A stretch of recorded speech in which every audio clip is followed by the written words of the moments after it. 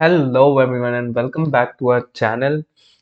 आज के इस वीडियो में हम लोग डिस्कस करने वाले हैं कि इतने अच्छे रिजल्ट सीजन के बाद भी और इतनी सारे अच्छी न्यूज़ के बाद भी मार्केट क्यों गिर रहा है। जैसा कि हम लोग सबको पता ही है कि दिल्ली इलेक्शन में काफ़ी अच्छे बीजेपी के रिजल्ट्स आए हैं और उसकी वजह से मार्केट को काफ़ी पॉजिटिवली रिएक्ट करना चाहिए। प्लस जो आरबीआई का जो रेट कट हुआ है वो भी हम उस पे भी हमने एक वीडियो बनाया है। उसकी भी वजह से एक पॉजिटिव इम्पैक्ट आना चाहिए मार्केट में। बट आज मार्केट 200 पॉइंट से ज़्यादा गिरता हुआ दिखा है हमें। इसका रीज़न हम लोग जानेंगे और ये समझेंगे कि ऐसा क्यों हुआ है। उसके साथ साथ ही कुछ ट्रम्प ने एक्टिविटीज़ की हैं जिसकी वजह से ये फॉल देखने को मिला है, वो भी हम डिस्कस करेंगे। तो लेट्स स्टार्ट वीडियो। तो ट्रम्प ने टैरिफ लगाया। उसकी वजह से Indian stock market has experienced a noticeable decline today with BSE Sensex falling over 650 points and the NSE Nifty dropping by more than 200 points. जो बीएसई सेंसेक्स है वो 650 points के अराउंड गिरा है और निफ्टी जो है वो मोर देन 200 पॉइंट्स गिरा है। सेवरल पॉइंट्स जो हैं that contributed to this downturn वो हम लोग एक बाय एक डिस्कस करेंगे। तो सबसे मेजर रीज़न है कि एफआईए की सेलिंग हुई है। एफआईए की सेलिंग आप लोग जानते हैं, जब फॉरेन इंस्टीट्यूशनल इन्वेस्टर जो हैं वो शेयर जो है वो सेल ऑफ करने लगते हैं धीरे धीरे, उसको एफआईए सेलिंग बोलते हैं। क्योंकि ये over a period of time होती है इसलिए और markets have experienced a decline majorly. तो अगर 1 से लेकर 7 फरवरी 2025 तक की बात करूं मैं, तो 10,180 करोड़ के आसपास की सेलिंग हुई है। वहीं on the other side DIIs जो हैं उन्होंने बाय किया है 7,270 करोड़ का। तो जो अभी तक परचेजिंग पावर की बात हो रही थी कि गिरते हुए मार्केट में जो डीआईआई वो संभाल लेंगे, बट ऐसा अभी तक हमें देखने को नहीं मिला है। फॉरेन इंस्टीट्यूशनल इन्वेस्टर जो है वो काफ़ी भारी मात्रा में अभी जो अपने शेयर्स हैं वो सेल ऑफ कर रहे हैं। उसके साथ साथ ही दूसरा रीजन ये है कि ग्लोबल ट्रेड कंसर्न्स हैं। Recent announcements from former US President Donald Trump regarding potential tariffs on steel and aluminum imports have heightened fear of global trade war. जो प्रेसिडेंट हैं डोनाल्ड ट्रंप, उनने ये घोषणा की है या करने वाले हैं कि जो टैरिफ है, इसके पहले इनने एक घोषणा की थी कि मैं जो अपनी नेबरिंग कंट्रीज है जैसे मेक्सिको है, कनाडा है और चाइना पे टैरिफ्स बढ़ाने वाला हूँ। उनने भी रिटेलिएट किया तो इन्होंने अपने टैरिफ का जो स्टेटमेंट है वो वापस ले लिया था। अब ये दूसरी बार जो है थोड़ी सी मिस्टीरियस पोजीशन में आ गए हैं और अब ये बोल रहे हैं कि जो स्टील और एल्यूमिनियम इंपोर्ट्स हैं उस पे ये टैरिफ्स जो है ग्लोबली बढ़ाने वाले हैं, मतलब हर कंट्री के लिए बढ़ाने वाले हैं। तो जाहिर सी बात है, जैसे इनके पास वाली कंट्रीज ने रिटेलिएट करा, वैसे बाकी कंट्रीज भी जो हैं वो रिटेलिएट करने की पोजीशन में है, तो वो भी इन पे टैरिफ्स बढ़ाएगी। और इस बार यूएस की पोजीशन ऐसी है कि अभी अगर उन पे टैरिफ्स लगे ज़्यादा तो वहाँ पे यूएस में इन्फ्लेशन बढ़ जाएगा और इस पॉइंट ऑफ टाइम पे यूएस जो है वो इन्फ्लेशन का बढ़ना जो है अफोर्ड नहीं कर सकता है। तो दैट इज़ वन थिंग। तो इसी वजह से मेटल स्टॉक्स में इम्पैक्ट आया है, मेटल सेक्टर में बहुत बड़ा इम्पैक्ट आया है। अराउंड 2 से 2.5%, 3% का फॉल आया है, जो कि हम लोग आगे डिस्कस करने वाले हैं। तो मेजर रीज़न ये है। सेकेंड रीज़न ये है depreciation of the Indian rupee. Indian rupee जो है, जैसे कि आप देख रहे हैं कि कंटिन्यूसली डिक्लाइन करते जा रहा है। It has been on the lower end lower side. 87.95 पर यूएसडी पहुंच गया था इंडियन रुपी।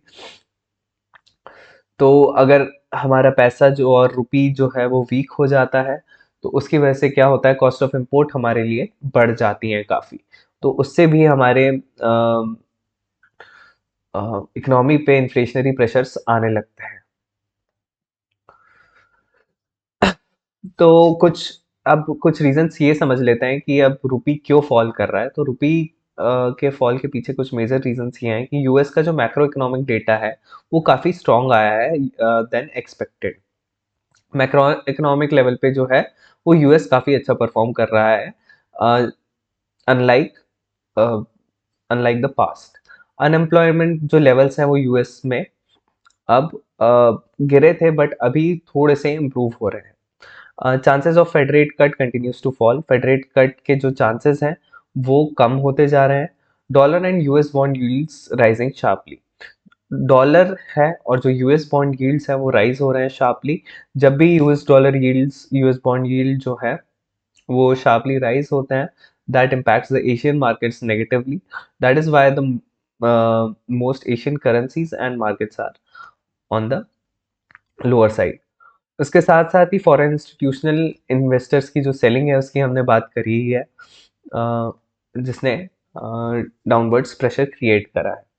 अगर तीसरी बात हम लोग अगर सेक्टोरल वीकनेस की बात करें तो ये है कि all the major sectoral indices ended in red today, with metal stocks taking the biggest hit. जो सबसे बड़ा हिट है वो मेटल स्टॉक्स ने लिया है आज के दिन पे। The sell off was wide spread affecting multiple sectors. जो सेल ऑफ आया आज के दिन वो काफी वाइड स्प्रेड था and it has affected multiple sectors. तो सेक्टर्स क्या क्या है हम अपने सेक्टोरल एनालिसिस में देखेंगे, बट अभी के लिए इतना ही।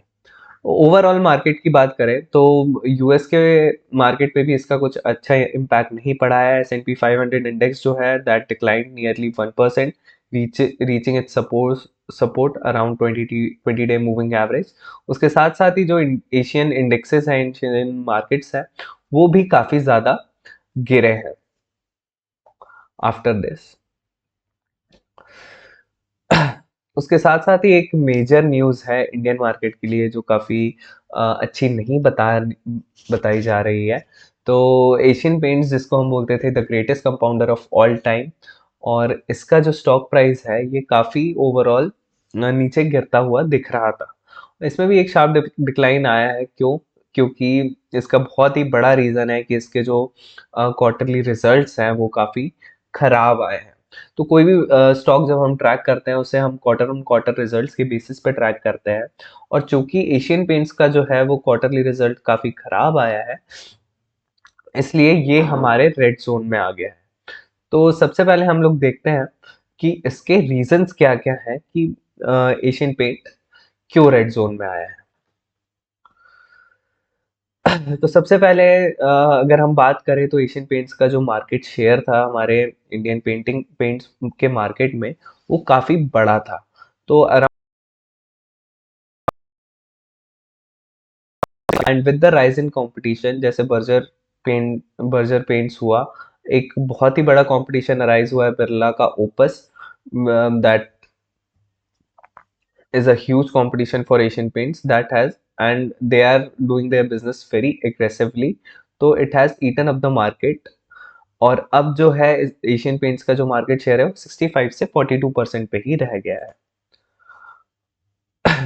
उसके साथ साथ ही जैसे कि मैं ओपस की बात कर रहा था, it is a product of Aditya Birla group and comes with a very strong brand name. एक सबसे पहली चीज़ तो ओपस का ब्रांड नेम अक्रॉस मार्केट्स बहुत स्ट्रॉन्ग है, और ये जो है इनकी जो स्ट्रैटेजी है, जो सेल्स स्ट्रैटेजी है, दैट इज वेरी लीथल, और ये काफ़ी तेज़ी से मार्केट को डिसरप्ट कर रहे हैं। कैसे डिसरप्ट कर रहे हैं? ये तीन बेसिक चीज़ों से कर रहे हैं मार्केट को disrupt. Higher discount rate to dealers, जो इनके डायरेक्ट डीलर्स हैं उनको हायर डिस्काउंट रेट दे रहे हैं, हायर मार्जिन दे रहे हैं, हायर मार्जिन पे जो माल है, जो मटेरियल है वो प्रोवाइड कर रहे हैं, एंड हायर क्रेडिट भी दे रहे हैं डीलर्स को। और इसके साथ साथ ही जो इनकी क्रेडिट साइकिल चलती है वो, अगर जो एशियन पेंट्स की अगर मैं बात करूँ तो वो 5 डेज की चलती थी, और जहाँ की बिरला ओपस ने काफ़ी बढ़ा दी है उसको, अराउंड 20 डेज पे ला दी है। तो अब it is a bargain for them.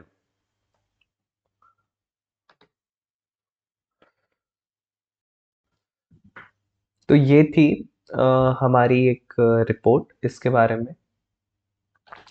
अब इसके बाद हम लोग अगर बात करें एशियन पेंट्स की, तो सेल्स जो है वो ओवरऑल काफ़ी डिक्लाइन करी है, अराउंड 6%। एबिट 20% से डिक्लाइन करा है। नेट प्रॉफिट जो है 23% से डिक्लाइन करा है, और अर्निंग पर शेयर जो है वो 23% से डिक्लाइन करी है। अ, इसमें मेजरली हम अगर क्वार्टर ऑन क्वार्टर एनालिसिस करें तो जून 2023 के बाद सारे क्वार्टर्स में हमें ऑलमोस्ट स्टेगनेंट या लोअर साइड पे ग्रोथ दिखी है. This is basically due to its competition, its peers.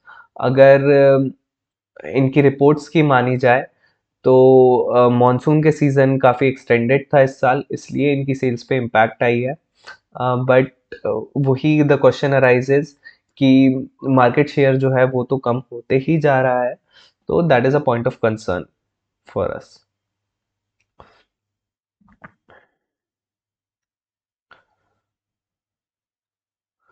So this is it. इसके साथ साथ हम लोग कुछ इंडाइसेस देख लेते हैं कि इंडाइसेस कैसा परफॉर्म कर रहे हैं, आज के दिन कैसा परफॉर्म किया है. निफ्टी 50 के मैं बात करूं तो ऑलमोस्ट 200 पॉइंट से गिरा है मार्केट, और अभी हमारे सपोर्ट लेवल्स पे आके ही खड़ा हुआ है. तो जैसा कि हमने इसके इमीडिएट सपोर्ट और रेजिस्टेंस जोन्स ड्रॉ करे थे, तो साइडवेज मूवमेंट देके इसने काफ़ी अच्छा शार्प डिक्लाइन दिखाया है. तो हमारा एनालिसिस ये है कि this will make another lower low as of now, and then afterwards this might be the last downside leg that we are experiencing. इसके बाद हम थोड़ा सा पॉजिटिव मूवमेंट देख सकते हैं इन द मार्केट्स. अगर बैंक निफ्टी की बात करूं तो बैंक निफ्टी उतना फॉल नहीं हुआ है अभी के टाइम पे, which is a good sign. And 0.35% का डाउनसाइड मूवमेंट आया है. उसके साथ ही अगर निफ्टी ऑटो इंडेक्स की बात करें तो ऑटो इंडेक्स में 1.5% का डिक्लाइन आया है. Still it is holding above 50 simple moving average, which is a good sign. उसके साथ साथ आईटी की बात करूं तो IT index has already been holding pretty well in this market, तो no point of concern as of now here also. 1% के आसपास का डिक्लाइन आया है. फार्मा की अगर मैं बात करूं तो फार्मा में काफ़ी बड़ा डिक्लाइन आया है. अ, यहाँ से बेसिकली एक सपोर्ट जोन जो होता है 21,830 के आसपास का, वो इसने काफ़ी अच्छे से ब्रेक करा है. तो this is a right sign कि markets this particular sector might move in a down trend for a while now. उसके साथ साथ ही इंफ्रा सेक्टर जो है वो भी काफ़ी नेगेटिवली परफॉर्म कर रहा है over a period of time, और उसने आज भी नेगेटिव रिटर्न्स दिए हैं. उसके साथ साथ डिफेंस सेक्टर भी नेगेटिव ही है. एफएमसीजी सेक्टर ने भी हल्का सा डिक्लाइन दिया है 0.5% का, but the good thing is कि ये अभी अपने बेस के आसपास ही है. तो no bad news is a good news for us. तो अगर यहाँ पे होल्ड करता है तो we might see a reversal from here in the FMCG index. उसके साथ साथ ही सबसे ज़्यादा बड़ा अंडर परफॉर्मर आज के डे का जो है वो मेटल इंडेक्स है. रीज़न हमने जान ही लिया है कि क्यों है. क्योंकि जो ट्रम्प साहब है अपने, उनने टैरिफ्स जो है वो काफ़ी लगाने इम्पोज करने पे एक बयान देने वाले हैं. तो दैट इज़ द रीज़न. अभी यहाँ पे भी एक शार्प डिक्लाइन आया है, and we think that this might hold around its support zone 7,950 के around. So that was it for today. Thank you very much and keep following us.